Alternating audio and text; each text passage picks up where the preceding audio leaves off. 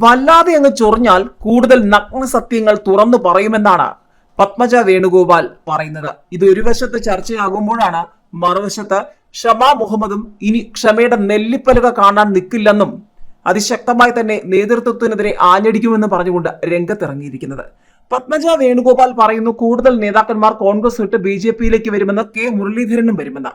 ഇപ്പോൾ ഇതാ കോൺഗ്രസ് സ്ത്രീകൾക്ക് പ്രാതിനിധ്യം നൽകുന്നതിൽ ചോദ്യങ്ങളുണ്ട് എന്ന് പറഞ്ഞുകൊണ്ട് ഷമാ മുഹമ്മദ് രംഗത്ത് വന്നിരിക്കുന്നു. KPCC പ്രസിഡന്റ് കെ സുധാകരന് മറുപടി നൽകിയിരിക്കുന്നു. ഇതിന് പിന്നാലെ സോഷ്യൽ മീഡിയയും പൊതുജനവും ചോദിക്കുകയാണ്, അച്ചു ഉമ്മനും ഷമാ മുഹമ്മദും ഒക്കെ ഇനി എന്ന് BJP-യിലേക്കെന്ന്.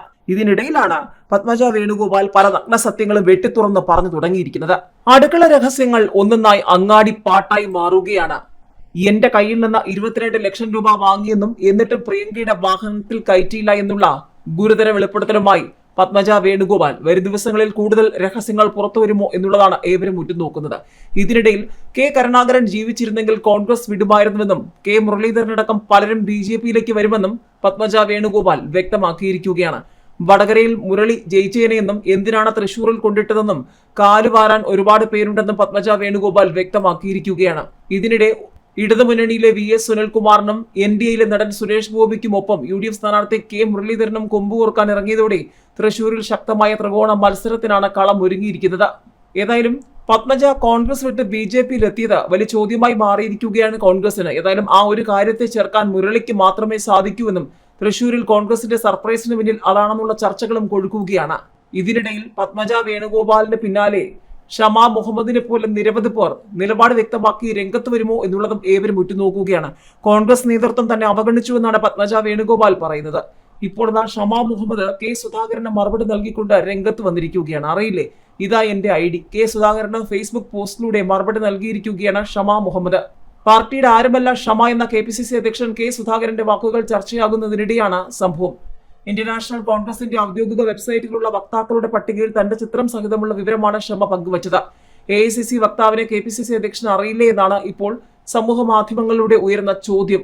കോൺഗ്രസ് നേതൃത്വത്തിനെതിരെ ഷമ രംഗത്തെത്തിയത് പാർട്ടി ആകെ ഞെട്ടിച്ചിരുന്നു.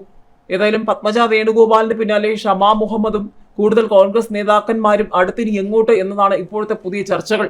ഇതിനിടയിലാണ് കെ കരുണാകരൻ ജീവിച്ചിരുന്നെങ്കിൽ കോൺഗ്രസ് വിടുമായിരുന്നുവെന്നും കെ മുരളീധരനും മറ്റു പലരും BJP-യിലേക്ക് വരുമെന്നും പത്മജ വേണുഗോപാൽ പറയുന്നത്. സഹോദരൻ 3 പാർട്ടിയുടെ പ്രസിഡന്റായിരുന്നു. തൃശൂരിൽ സുരേഷ് ഗോപി ജയിക്കും, വടകരയിൽ മുരളീധരൻ സുഖമായി ജയിക്കുമായിരുന്നു. എന്തിനാണ് തൃശൂരിൽ കൊണ്ട് നിർത്തിയതെന്ന് മനസ്സിലാകുന്നില്ല. തൃശൂരിൽ കാലുവാരാൻ ഒരുപാട് പേരുണ്ടെന്നും പത്മജ പറഞ്ഞു. തൃശൂരിൽ 2ാം വട്ടം തോറ്റപ്പോൾ തന്നെ കോൺഗ്രസ് വിട്ടു പോകണമെന്ന് തീരുമാനിച്ചിരുന്നു. തോൽപ്പിച്ചതിന് പിന്നിൽ 2 നേതാക്കളാണ്. ഇവരെക്കാൾ വലിയ നേതാക്കളുണ്ട്. വല്ലാതെ ചൊറിഞ്ഞാൽ അവരുടെ പേര് പറയും. സഹോദരൻ 3 പാർട്ടിയുടെ പ്രസിഡന്റായിരുന്നു. പഴയ കോൺഗ്രസുകാരാണ് ഇപ്പോൾ BJP-യിലുള്ളത്. അതുകൊണ്ട് വലിയ വ്യത്യാസം തോന്നിയിട്ടില്ലെന്നും പത്മജ വേണുഗോപാൽ മാധ്യമങ്ങളോട് പറഞ്ഞു. അവിടെ കൊണ്ടും തീർന്നില്ല.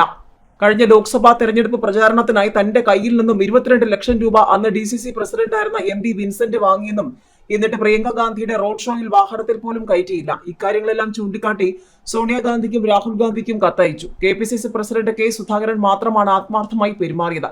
BJP ഒരിക്കലും വർഗീയ പാർട്ടിയാണെന്ന് തോന്നിയിട്ടില്ലെന്നും പത്മജ കൂട്ടിച്ചേർത്തു. ചാനലുകളിൽ ഇരുന്ന നേതാക്കളായവരാണ് ഇപ്പോഴത്തെ യൂത്ത് കോൺഗ്രസുകാർ. അവർ പറഞ്ഞാൽ തനിക്ക് പുച്ഛമാണെന്നും അവർ പരിഹസിച്ചു.